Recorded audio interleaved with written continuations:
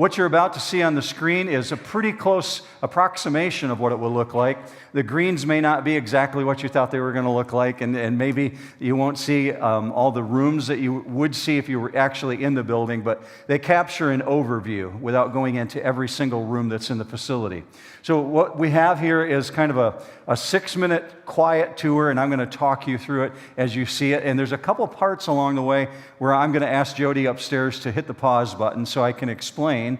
Specifically, when we take you into the women's restroom, I need to explain something that will look maybe shocking to you, but I need to help you understand what you're looking at. I'll say it'll be on the smaller screens, and it'll be on the big screen, and we've made it as dark in here as we could so you can see it well, but we're going to also post it this week on our website so you can watch it again if you want to. Let's go ahead and start that, Jody. So we're going to start on the outside on Saginaw Highway and move into the driveway, and the first thing you go past is a sign that's at the entrance of the drive. Meridian Township says we can't build bigger than 38 square feet for our sign, so I've had a few people say, why such a small sign? Well, that's the required size, so we put a big sign on the building itself that will announce what the church is. And when we get to the front door, what we're going to do is not go inside, but we're going to go all the way around to the west and to the north and then to the east, and then we'll go inside the building. So this is kind of the main entrance. There's actually 4 or 3 main entrances into the building. There's another one here on your immediate left. And we're going to circle around to that's what's called the quad. I'll explain that in a minute. And you're looking at part of the kitchen. And moving to the north, that becomes the children's wing. And then there's this parking lot is intended for parents of young children because the door that you can't see because the screen's a little bit dark is the primary entrance for children. And we're circling around to the east side where the offices are at, and then we will come to the main door.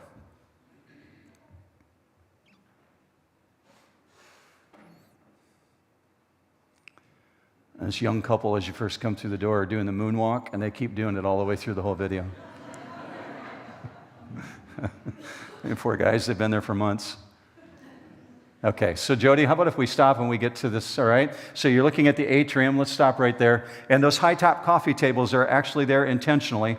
What we want is for you to be able to invite friends who are new to church. Perhaps they've never been to church before. And this is an area where you could sit with them if you'd like to during a service, but those glass doors are intended on the front of the auditorium so that they can feel like they're part of the service. Perhaps we're not actually going into the auditorium if they're brand new to church and not sure what this thing is. But going through the glass doors, the doors will be open for some and closed for other services, but that takes you into the main auditorium. Let's go ahead, Jody. And this auditorium seats about 600 people, roughly. When we get up on the stage, we will stop the video again. You see Michael and the worship team. Okay, let's stop right there. And if you look to the far back of the auditorium in that corner, you see a fairly large brown door. It may not look real big right now, but it's got a cross on it. Jody, go forward just a little bit, and we'll see if that highlights a little bit better. Okay, let's stop there. So that cross actually was designed by the architects in that is the prayer room behind that door.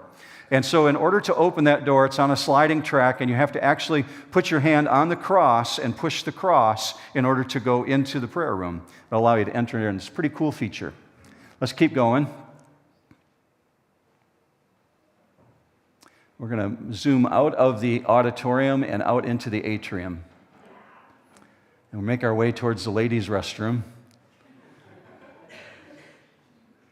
We won't go in the men's restroom this time. We'll just go into the ladies. And guys, you'll never get to go in here again. Okay, let's stop it right there, Jody. Okay. So I don't want you to freak out. The divider stalls will not be transparent. Okay? It's just so the architect could help us understand what is actually being built there. Okay, let's go ahead, Jody.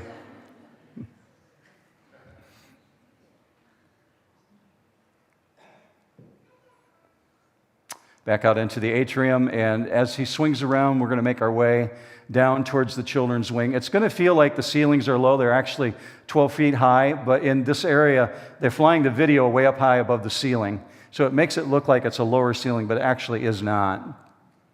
As it goes down towards those entrance doors for the children, it's going to swing around. There's a youth group room for hanging out, and there is a storage room, and then a family restroom. Swing around towards the children's wing. Obviously, that's Debbie. Going into the workspace there, and there's an office area just for the children's wing.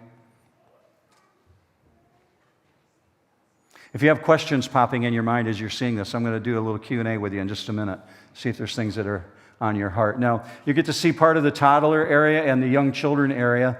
So we've got that door right there leads to a nursing mother's room. There's a video screen in there so moms can watch the service.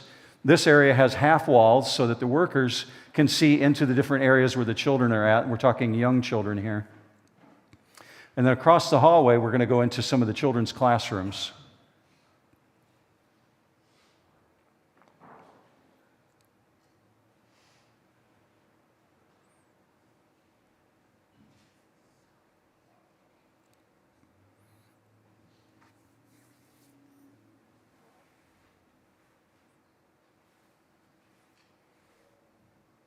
It's weird with no sound. She's doing like sign language.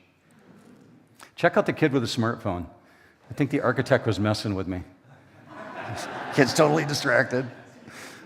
Okay, more restrooms for the children's area, and then we're going to zoom into an area that's called the quad. So when you think of the fellowship hall in this building that's downstairs, we use that for a lot of church functions. Well, the quad is kind of like that, only hyped up much, much larger. We won't go into the kitchen yet. We'll go in there in just a minute. But the quad is actually able to be divided into 4 groups. It's got 4 divider walls, but they're retractable. This actual room seats 180 in chairs or 120 at tables. So it can be used for mid-size events, but also for classrooms for either adults or for children. At the back side of the kitchen is a pantry. It's off to your immediate left, straightforward now. And we're going to zoom back outside and come in through another entrance door.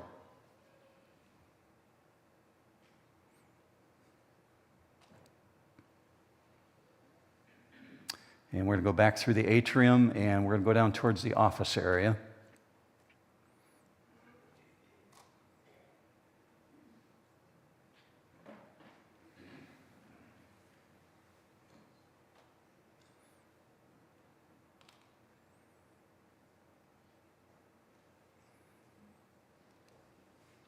Isn't virtual reality amazing, what you can do with that?